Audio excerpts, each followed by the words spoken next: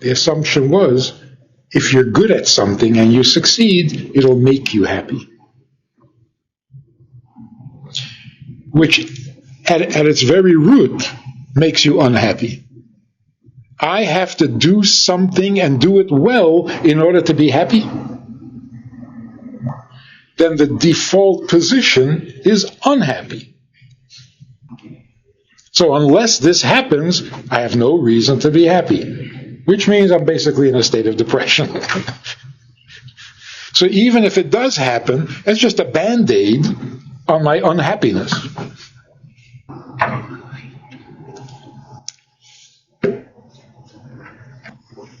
So let's take a new look. Completely radical, strange, crazy view of what our lives are all about. From the time you start kindergarten, you are told what you need to do, what you must do. You say to a child who's going to kindergarten, you got to get your shoes on, you're going to miss the bus. You got to get to the bus. You're going to miss the bus, you're going to miss a day of school. So you're talking to a 6-year-old and you say, you have to. So he gets up and he puts on his shoes and he catches the bus. If he doesn't, never hear the end of it. Because he failed. He's 6 years old. He's already failing. He's a loser because he missed the bus. Now, why do you have to get on the bus? Because you got to go to school. You have to go to school. Why? Because you need to get into a good college. Why?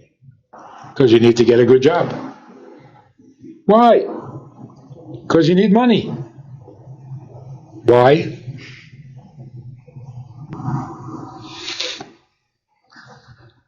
Because you got to pay the mortgage and the taxes. Why? Eventually it comes down to the ultimate conclusion, because if you don't have a job and you can't pay your bills and you get thrown out, you're going to die. You don't want to die. So the 6-year-old has to catch the bus because otherwise he's going to die.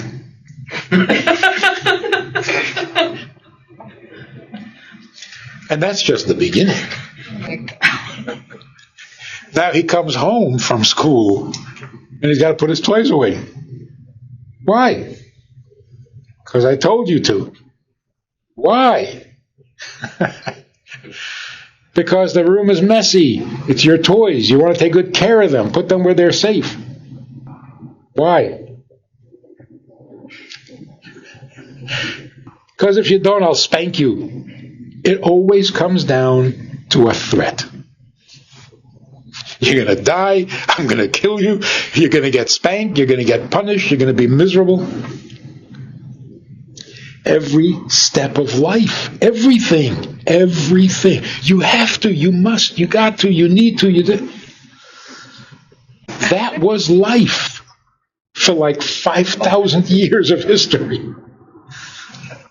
Okay, so what happens is, all these demands, enough already. I can't take this anymore. So I go for therapy.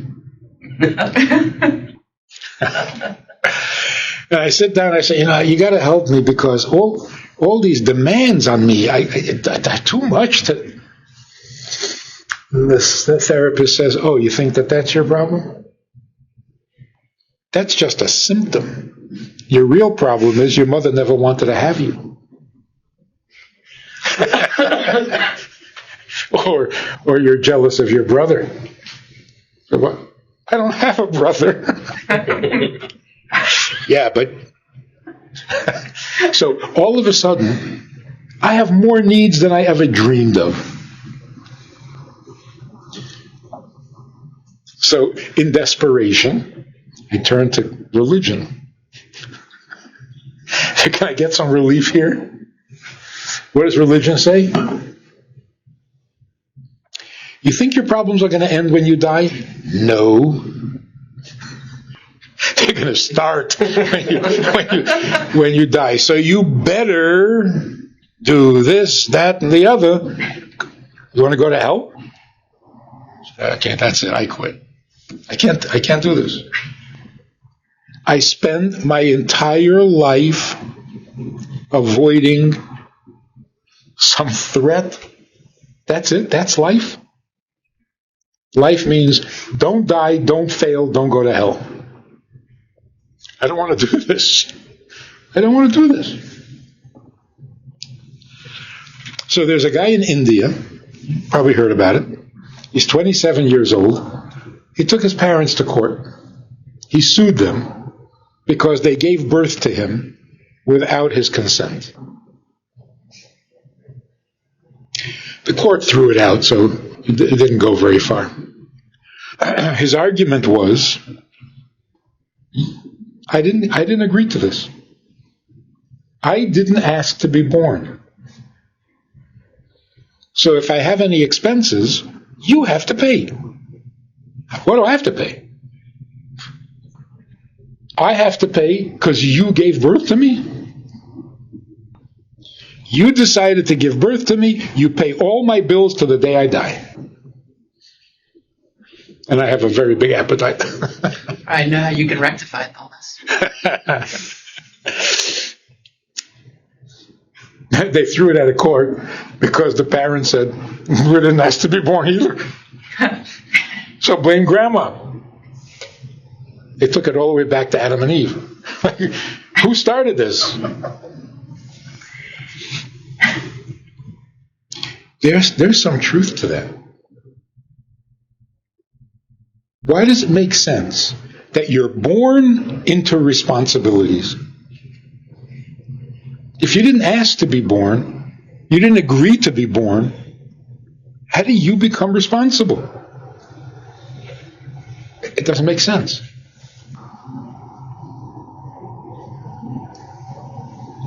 So today, the thinking and the feeling is, don't threaten me. I don't care. Even 10-year-olds are saying, I didn't ask to be born. Or, you didn't have me for me. This comedian says, my son was a sweet little boy, and then he became a teenager. And now he's got issues. And we get into fights. And the other day he said to me, so why'd you have me? So I said, well, we didn't really know it was going to be you. That's good. We were hoping for a guy with a job. So, even little kids, I didn't ask to be born. Now, by the old standard, this kid is depressed. He needs therapy. He needs to go on medication. He didn't ask to be born. He doesn't want to live. This is serious. So you rush him off and put him on Zoloft or something. If a kid says, I didn't ask to be born, you should say, neither did I.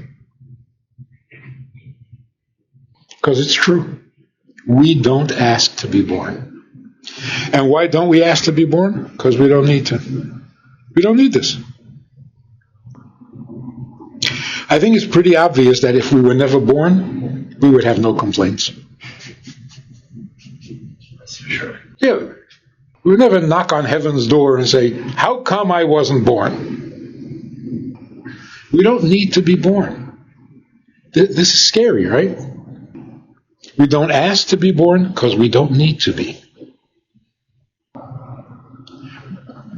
We were never, brave enough to face that reality, because that sounds like it's leading to depression. I don't need this. I didn't ask for this. I'm resentful. I'm depressed. Or, I didn't ask for this. I don't need this. Life is meaningless. So I become a nihilist. Yeah, whatever. Who cares? That's why belief in God is absolutely essential to mental health. What? Mental health. Because if I don't need life and there is no God, what am I left with? So we have to rethink one of the most fundamental assumptions by which we have lived for 5,780 years. Human beings are needy. Is that true? We're weak, we're tiny, we're helpless, we are needy, we are dependent on God. He better be nice to me or I'm going to suffer terribly, so I will sacrifice my firstborn, if that's what it takes to make him happy with me.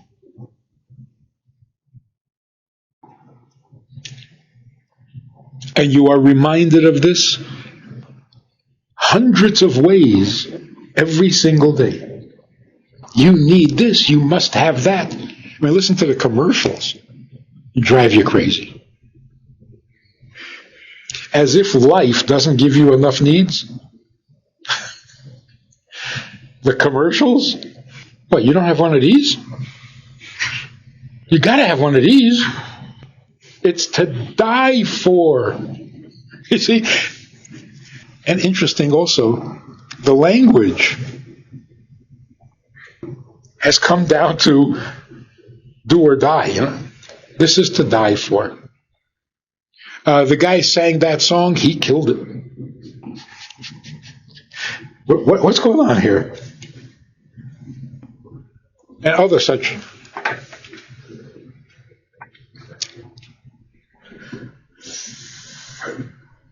I must have. And look, it's true. Human beings are frail. Human beings are dependent on so many things. Bad weather can kill you. A mosquito can kill you if he's carrying a virus. A banana peel can bring you down. So what are you? You're a helpless little creature. That worked for 5,000 years. All of a sudden, if you think there's global, climate change, that's the least of our problems. There's another change that is happening, much more significant, and that is, you can't threaten me anymore. I've had it. Don't threaten me. 10-year-olds are saying, I'm not cleaning up my room. What are you going to do? Kill me? I didn't ask to be born. It's down to that fundamental shift. I will no longer accept this identity of being the helpless, dependent beggar. Just don't kill me. It's not a way to live. I was speaking to a shul full of people on Yom Kippur who don't know how to daven. They don't read Hebrew. They come because it's Yom Kippur, but they don't know what to do. So we were talking. Upstairs there was a minyan of the daveners, and I'm wondering, when they look at what's going on in the davening, what do they see? What does it look like to them? An entire community of healthy human beings are sitting there all day long, fasting, admitting their sins, promising to do better, crying, begging God not to kill them. Right? Inscribe us in the book of life. Zochrenu l'chaim. We want to live. Don't kill me. Don't kill me. They want to run away. This place is nuts. You're healthy. You're young. What is with this paranoia? He's going to kill you? You're afraid to die? You know, there are people who don't come to shul at all. They don't die. What's with you?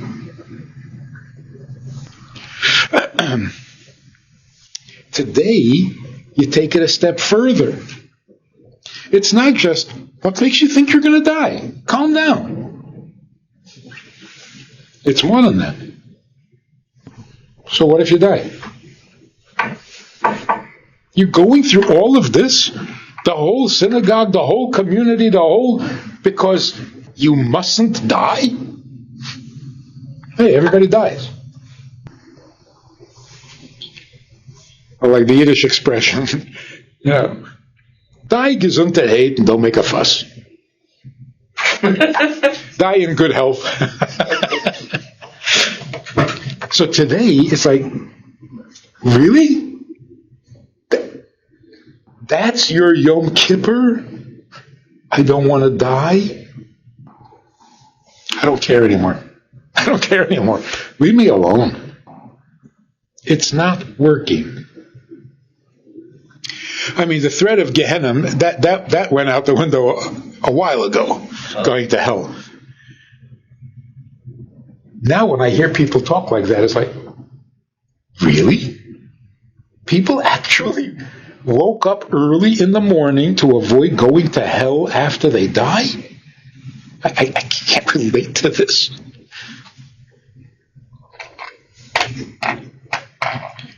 So, for all of history, the farmer went to work in the fields,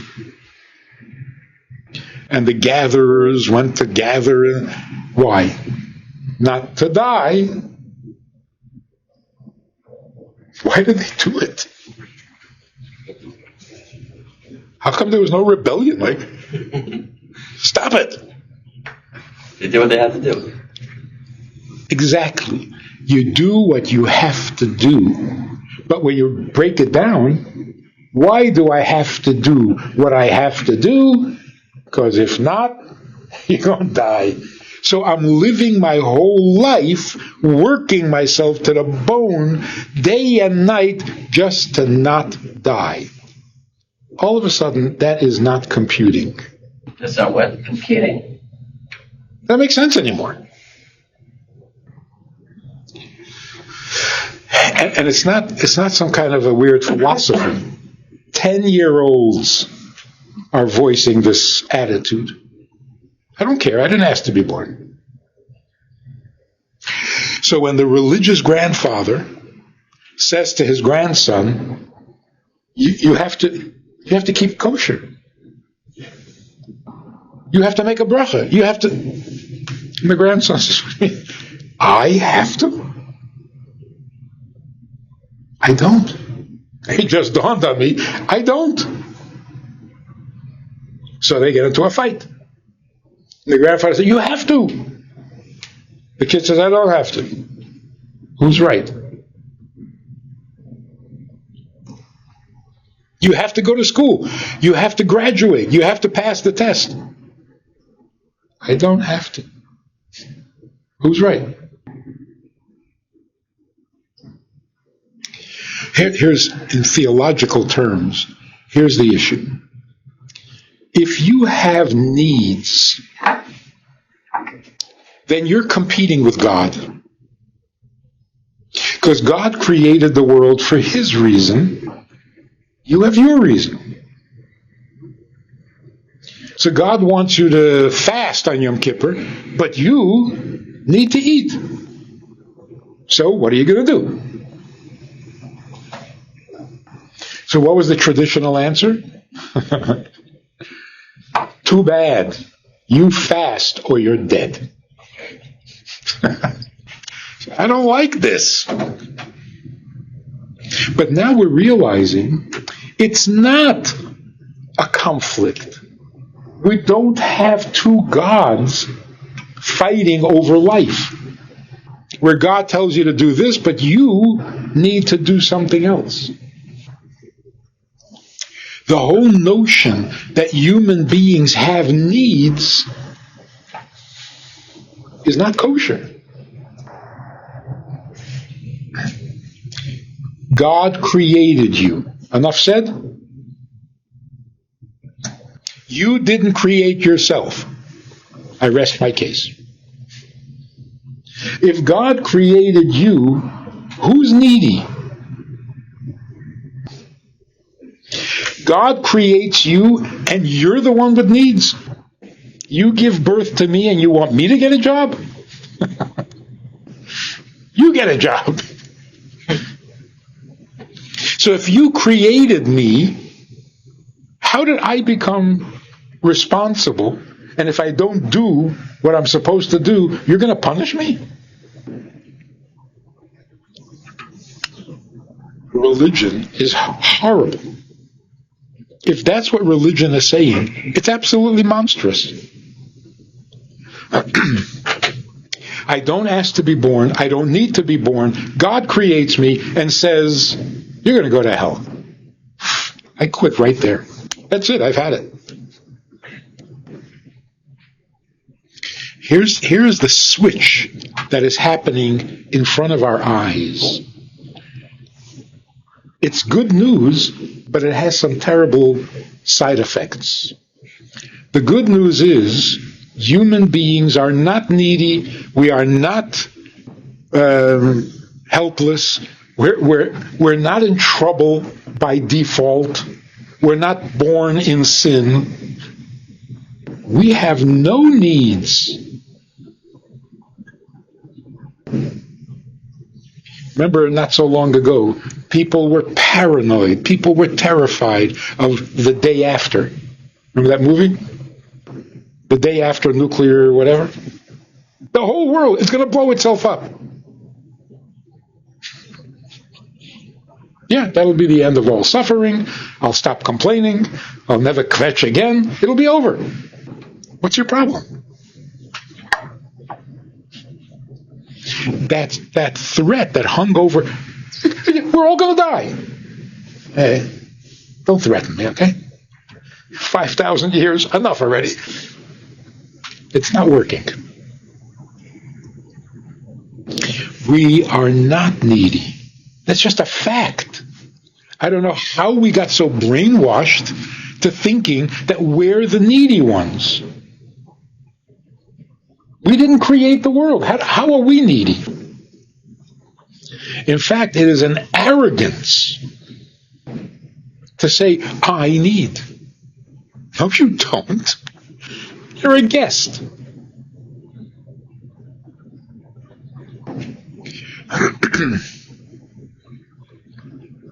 So, instead of an invulnerable God who sits in heaven drinking pina colada or something, watching us struggle with our needs, you got it all backwards. You got it all backwards. I don't need anything. He created the world. Hello. He is needy. We didn't disturb him. He came and disturbed us. We were minding our own business, and all of a sudden, we're here out of his need. First of all, that is so liberating. Remember Alfred E. Newman? Why does that say that he needs? He needs what? I don't know. But if he created a whole universe, I mean, he's after something. Right? So remember Mad Magazine? You heard Mad Magazine? Yeah. So the character Alfred E. Newman is, what, me worry? What have I got to lose? We're all like that. What am I worrying about? It's not my world. I didn't create this. I didn't ask for this. Yeah, but it's all going to fall apart. What do you want from me? If it falls apart, it falls apart. I don't care. That is sanity. If we're looking for joy, for happiness, this is the only real happiness. Because as soon as I have needs, you've destroyed my happiness. I need to make a living. That's it. You've killed me. What am I happy about? Because somebody lets me work in their company? I don't need this. In fact, when Adam and Eve ate from the tree of knowledge, what was the curse on Adam? He's going to need a job. That was the curse. By the sweat of your brow you will make bread. Who needs this? Oh, I got a really good job. Oh, good for you. What are you so happy about? Now you got to go to work. You gotta. Those words, gotta go. I don't gotta. It is such a relief. But then what do I do? So you gotta flip both sides of the coin. I need nothing. He needs everything. He needs me to eat because he designed me that way. If I designed myself, I would never do this to me. Can't go for a couple of hours without food? That's so embarrassing. I would not do this to myself. So if you ask me, do I need to eat? No. I need to stop eating, and I can't. I need to stop sleeping, but I can't. I need to stop worrying, and I can't. Who did this to me? So now, factually speaking, if a person says, I need to eat, is that true or false? It's false. This is not a matter of humility. It's not a matter of being aesthetic. Go without food. You'll become a tzaddik. Or you'll become an angel, actually. Because you're going to die. But, give up your food. Give up your need. Sacrifice. No. I've got nothing to sacrifice. Because I don't need anything. So when I say I need to eat, it's not true. I don't. But he saddled me with this handicap. So why am I attributing it to me?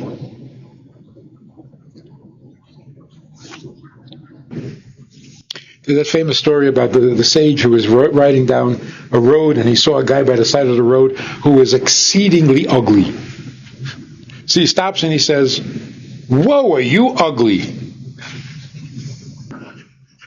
And the guy says, "Don't complain to me, complain to my maker." And the idea behind it is, the man's ugliness came from his arrogance. So the sage felt that he needed to do something to fix it. The arrogance came from the fact that he never admitted to a creator. He took all the credit for himself. Self-made man. So the sage said to him, "You're a self-made man. Why'd you make yourself so ugly?" So for the first time in his life, he had to admit, no, I didn't do that. Somebody did that to me. So complain to him. This is true of everything in life. I need to eat? No, somebody did that to me. I need to sleep half my life away? No, somebody did that to me.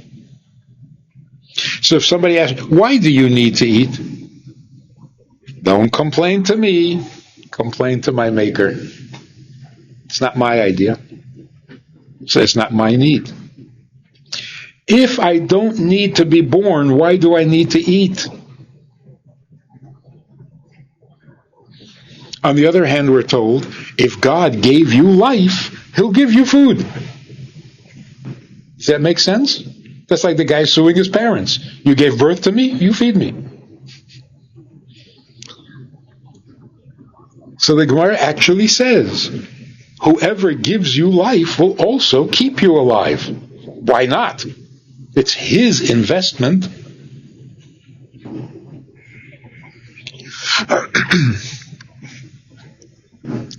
So, if we really want to be happy, we have a whole new picture. This will make you happy. That'll make you happy. Don't worry. Don't sweat the small stuff. Don't worry. Be happy. That's old. It's not working. And it's not even true. The new paradigm is you have nothing to worry about because you need nothing. You don't have to. You don't need. The reason you're here is because you are needed.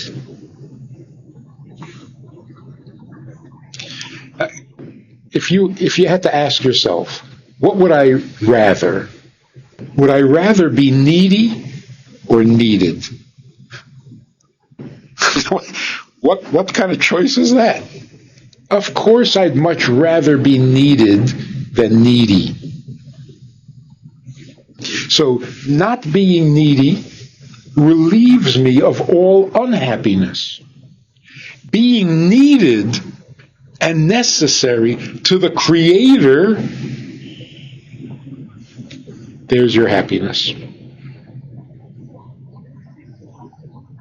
But it sounds like what you're saying is that you could be a couch potato and just wait for the world to come to you or something. How do we...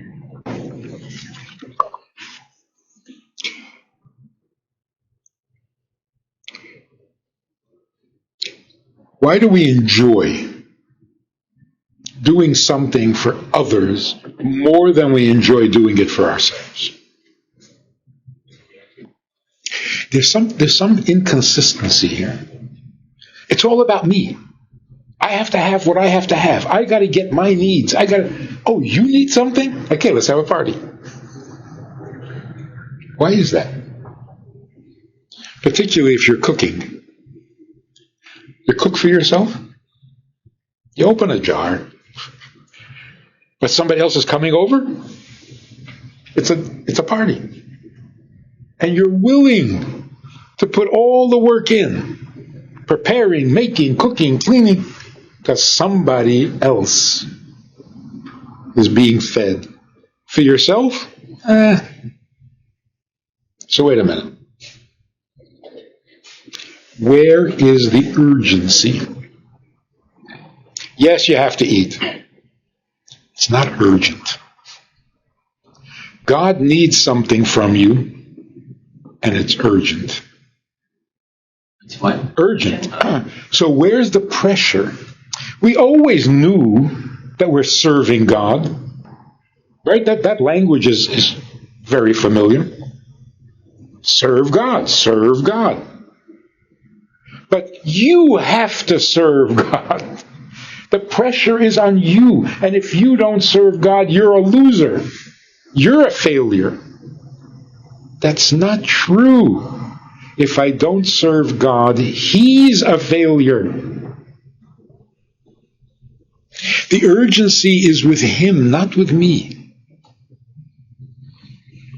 He is pressured, not me. Whatever is pressuring Him to create an entire universe and keep it going must be really heavy.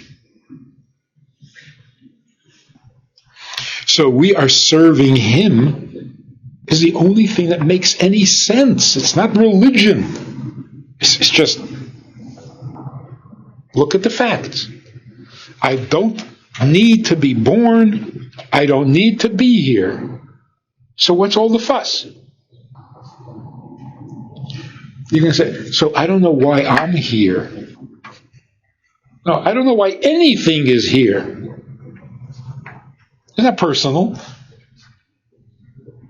I can't find my purpose in life. There is none in the human system. There is no purpose. Not just me. 10-year-olds. Then asked to be born.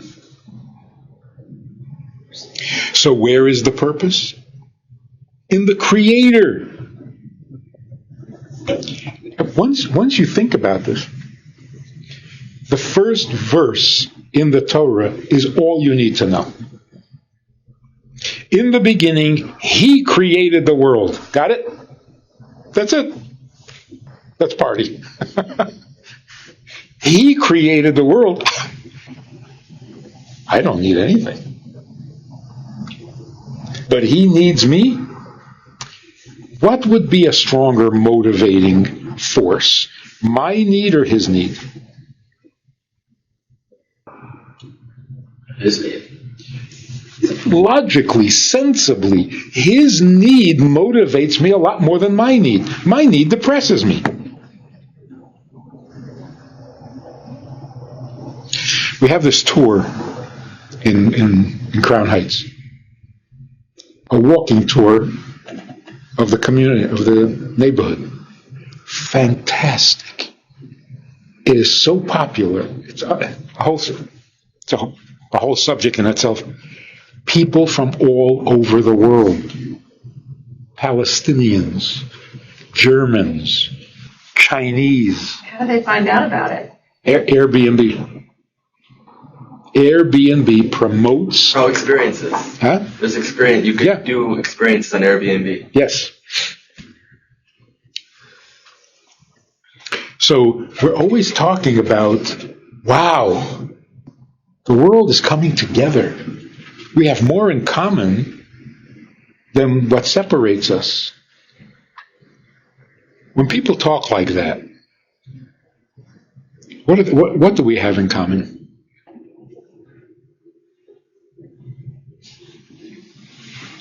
Our needs.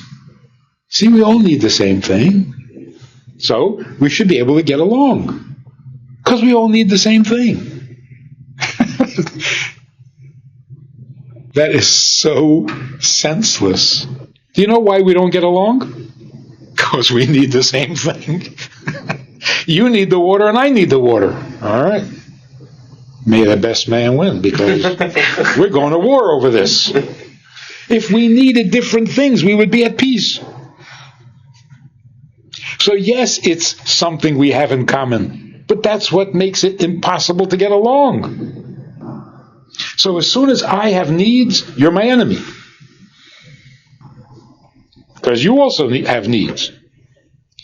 And by that definition, God is my enemy. What's He mixing into my business?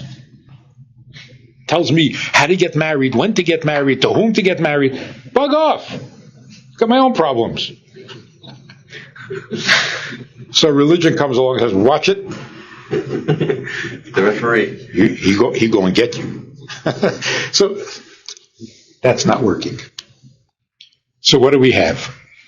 A much stronger motivation and no burdens. Come on, that's the best of both worlds.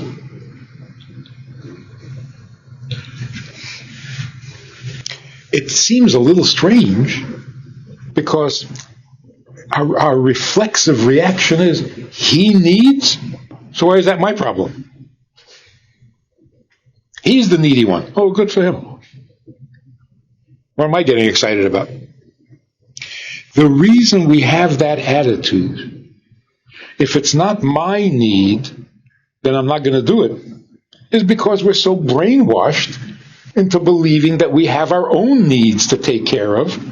So somebody else's needs is annoying.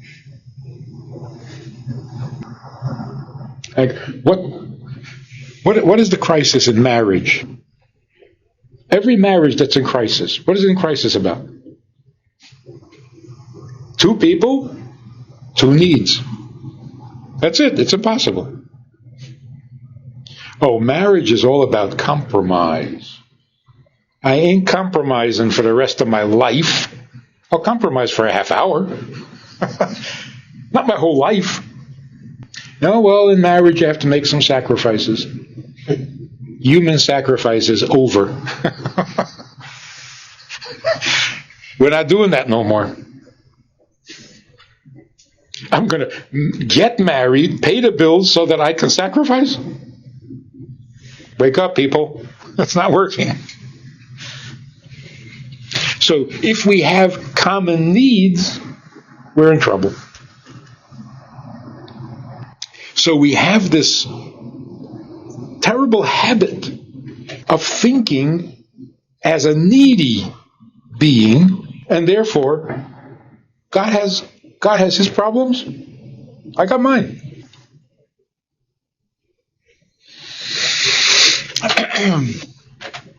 God says to fast on Yom Kippur? No, I have a need to eat. So who's going to win? Whoever's a bigger bully. And he's a big bully. So for 5,000 years, he won. Now people are saying, wait. No, you're not going to bully me into behaving. So what is one of the big issues in school today? Bullying. We're not tolerating it anymore. We've always tolerated it. No more. Back to the marriage thing you just said. If you must. We get married to provide the other's needs. You do not get married to get what you need. Because if you're needy, don't get married. Don't be ridiculous. Don't find another intelligent human being and say, okay, so you'll give me what I need, right? No, you're going to give me what I need. So when people say, you know how much I have sacrificed for this marriage? You know how I compromise all the time? My husband loves doing whatever, and I do it, even though I don't really like it. I compromise.